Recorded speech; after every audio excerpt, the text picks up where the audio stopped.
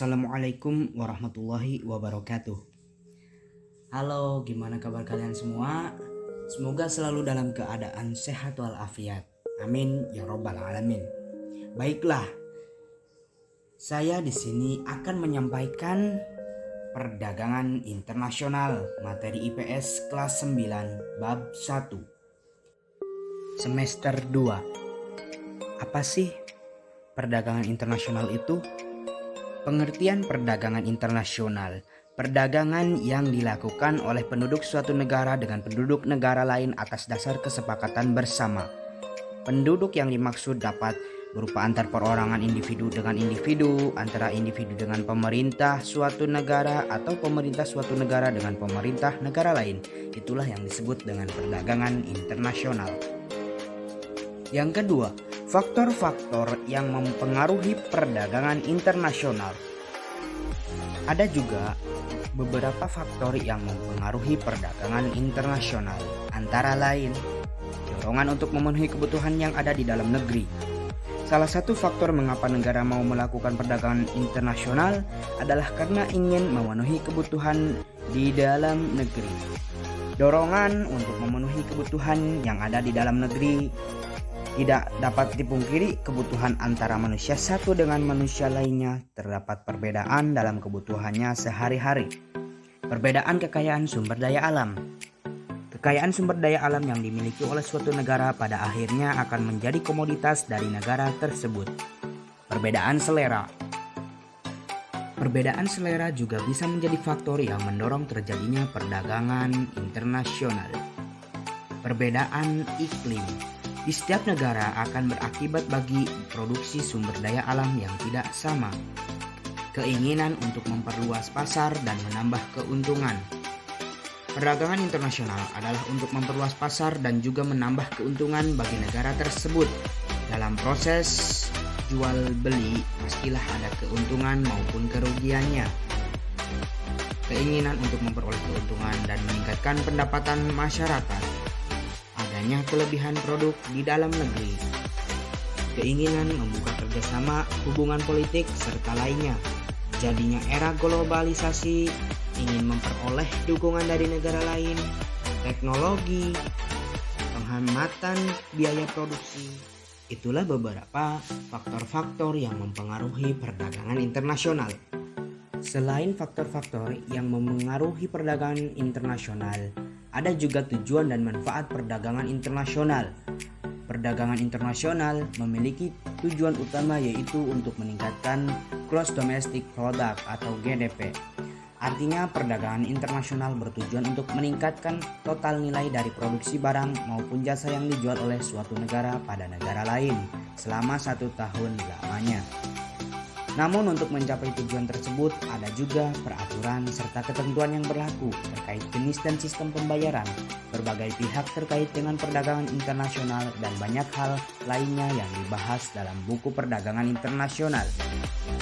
Sedangkan manfaat perdagangan internasional dibagi menjadi beberapa bagian, yaitu manfaat perdagangan internasional secara umum, manfaat perdagangan internasional di bidang ekonomi, di bidang sosial, dan manfaat perdagangan internasional di bidang keamanan dan politik.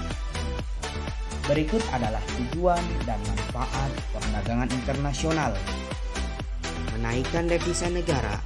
Tujuan yang pertama dari kebijakan perdagangan internasional adalah guna menaikkan devisa negara dengan cara melalui pertukaran perdagangan dengan cara mengimpor maupun mengekspor barang yang ada di dalam negeri ke luar negeri, dan begitu pula sebaliknya. Pertumbuhan ekonomi.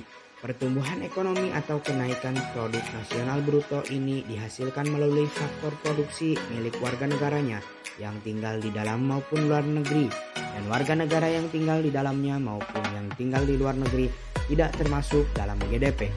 Jadi hanya faktor produksinya saja. Mempengaruhi stabilitas harga barang ekspor. Stabilitas harga barang yang dimaksud merupakan cara pemerintah mempertahankan harga ketika menjadi fenomena inflasi yang mulai meninggi. Inflasi sendiri merupakan peningkatan ketersediaan uang sehingga dapat menyebabkan kenaikan harga barang. Eksistensi tenaga kerja. Eksistensi tenaga kerja merupakan salah satu faktor yang dapat memengaruhi kelancaran dari segala tindakan yang berhubungan dengan pengadaan barang maupun jasa. Memenuhi kebutuhan di negara lain. Kerjasama perdagangan internasional dapat membuat negara lain yang tidak memiliki barang maupun jasa yang diinginkan menjadi terpenuhi. Contohnya Indonesia merupakan salah satu negara di Asia yang mengolah kedelai menjadi tempe. Berbeda dengan Eropa maupun Amerika. Oleh karena itu, dengan menjalin kerjasama dengan negara-negara di Eropa maupun Amerika, negara tersebut dapat memenuhi kebutuhan pangan nabatinya, yaitu kedelai yang diolah menjadi tempe. Begitu pula sebaliknya, memperoleh keuntungan internal serta eksternal. Kebijakan perdagangan internasional ini tentu memiliki tujuan untuk mendapatkan keuntungan secara internal maupun eksternal. Seperti yang telah dijelaskan sebelumnya, negara tidak akan mampu untuk memenuhi kebutuhan penduduknya apabila negara tersebut tidak melakukan kerjasama dengan negara lain dan hanya mengandalkan dana atau anggaran dari pungutan pajak saja. Memperluas pasar. Tujuan dan manfaat perdagangan internasional selanjutnya adalah untuk memperluas pasar. Perdagangan internasional memiliki tujuan agar sebuah perusahaan yang ada dalam negara tersebut dapat menjalankan mesin produksinya secara maksimal dan dapat menjual stok produknya tanpa perlu mengkhawatirkan kelebihan produksi yang dapat mengakibatkan turunnya harga produk maupun jasa yang dijual. Transfer teknologi modern. Perdagangan internasional juga dilakukan demi memperoleh keuntungan dalam hal teknologi modern yang tidak bisa atau belum diproduksi atau diperoleh dari dalam negeri, sehingga membutuhkan kerjasama dengan pihak luar. Transfer teknologi modern yang dimaksud dapat berupa mesin maupun vaksin seperti saat ini. Berikutnya yaitu hambatan perdagangan internasional. Kegiatan perdagangan internasional seringkali mengalami beberapa hambatan sehingga memengaruhi proses perdagangan yang terjadi. Hambatan perdagangan internasional sendiri merupakan regulasi ataupun peraturan yang dikeluarkan pemerintah dengan membatasi kegiatan perdagangan bebas.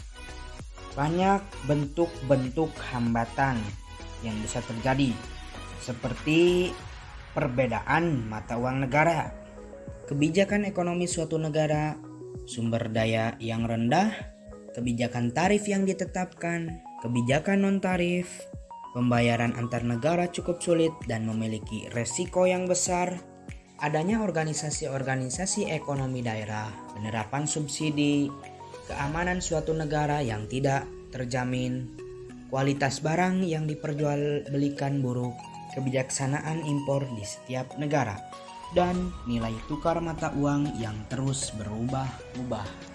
Selanjutnya, jenis-jenis perdagangan internasional. Perdagangan internasional adalah kegiatan perekonomian dan perdagangan yang dilakukan oleh penduduk suatu negara dengan penduduk negara lain atas dasar kesepakatan bersama. Membahas tentang perdagangan internasional tentunya tidak terlepas dari pembicaraan mengenai ekspor dan impor. Berikut beberapa jenis perdagangan internasional. Ekspor. Secara sederhana, ekspor adalah suatu kegiatan penjualan barang ke luar negeri dengan kualitas, kuantitas, dan syarat yang telah ditentukan. Penjualan ini memanfaatkan sistem pembayaran yang sesuai antara pihak yang mengekspor dan pihak penerima barang yang diekspor. Ekspor juga dibagi menjadi dua cara, yaitu 1. Ekspor biasa, pengiriman barang ke luar negeri sesuai dengan peraturan yang berlaku yang ditujukan kepada pembeli di luar negeri mempergunakan LC dengan ketentuan devisa. 2. Ekspor tanpa LC, barang dapat dikirim terlebih dahulu sedangkan eksportir belum menerima LC. Harus ada izin khusus dari Departemen Perdagangan. Selanjutnya impor. Impor diartikan sebagai kegiatan penjualan barang dari luar negeri ke dalam negeri dengan tujuan untuk memenuhi kebutuhan di dalam negeri. Contoh kegiatan ini adalah kegiatan impor gandum dari luar negeri ke Indonesia dengan tujuan untuk memenuhi kebutuhan gandum di Indonesia.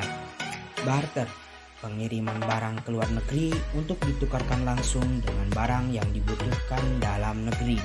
Barter juga ada beberapa jenis, yaitu direct barter, switch barter, counter purchase, dan buyback barter.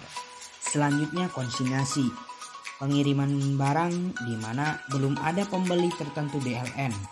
Penjualan barang di luar negeri dapat dilaksanakan melalui pasar bebas atau bursa dagang dengan cara pelelangan. Package deal, guna memperluas pasaran hasil kita terutama dengan negara-negara sosialis, pemerintah sesekali akan mengadakan perjanjian perdagangan dengan salah satu negara. Penyelundupan, setiap usaha yang bertujuan memindahkan kekayaan dari satu negara ke negara lain tanpa memenuhi ketentuan yang berlaku disebut dengan penyelundupan. Penyelundupan dibagi dua: 1. Seluruhnya dilakukan secara ilegal. 2. Penyelundupan administratif.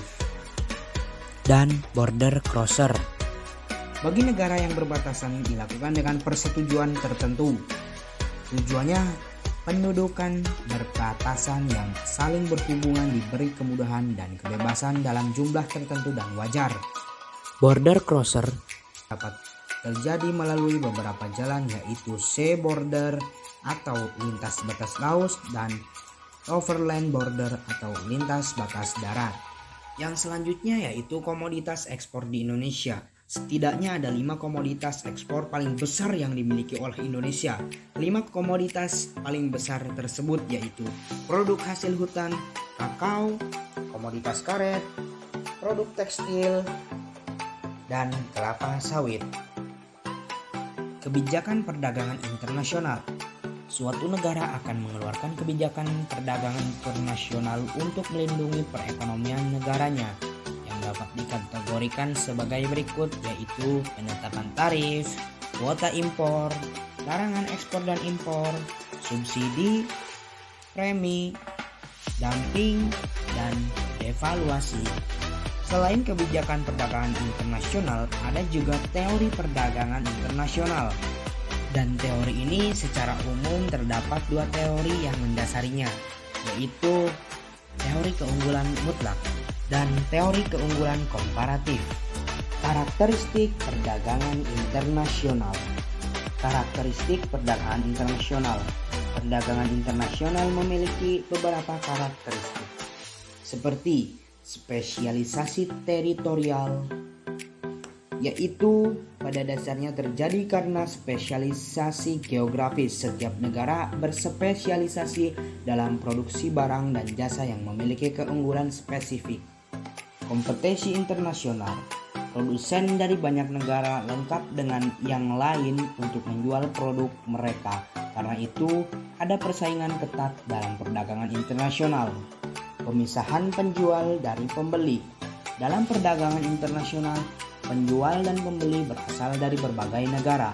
Mereka mungkin tidak memiliki kesempatan untuk bertemu satu sama lain. Karena itu mereka harus bergantung pada perantara untuk transaksi. Rantai panjang terulang. Prosedur perdagangan internasional sangat panjang dan kompleks. Sangat sulit bagi pembeli dan penjual untuk melakukan semua formalitas itu sendiri. Mereka membutuhkan layanan perantara-perantara seperti rumah, inden, agen penerusan, agen cleaning, bank devisa, dan lain-lain. Mata uang yang dapat diterima bersama. Mata uang negara pengimpor dan pengekspor umumnya berbeda. Oleh karena itu perlu mengetahui mata uang yang dapat diterima bersama. Peraturan dan regulasi internasional. Pengusaha yang terlibat dalam perdagangan internasional membutuhkan pengetahuan hukum internasional dan pembatasan perdagangan. Kontrol pemerintah.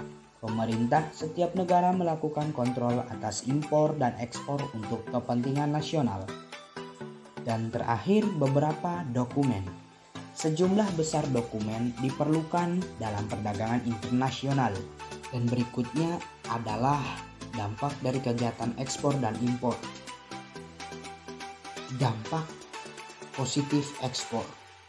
Meningkatnya keuntungan, meningkatkan daya saing, membuka peluang pasar yang luas, meningkatkan nilai investasi, dan meningkatkan hubungan kerjasama internasional. Dampak negatif ekspor. 1. Menimbulkan kelangkaan barang di dalam negeri. dan menyebabkan eksploitasi besar-besaran sumber daya alam. Dampak dari kegiatan impor.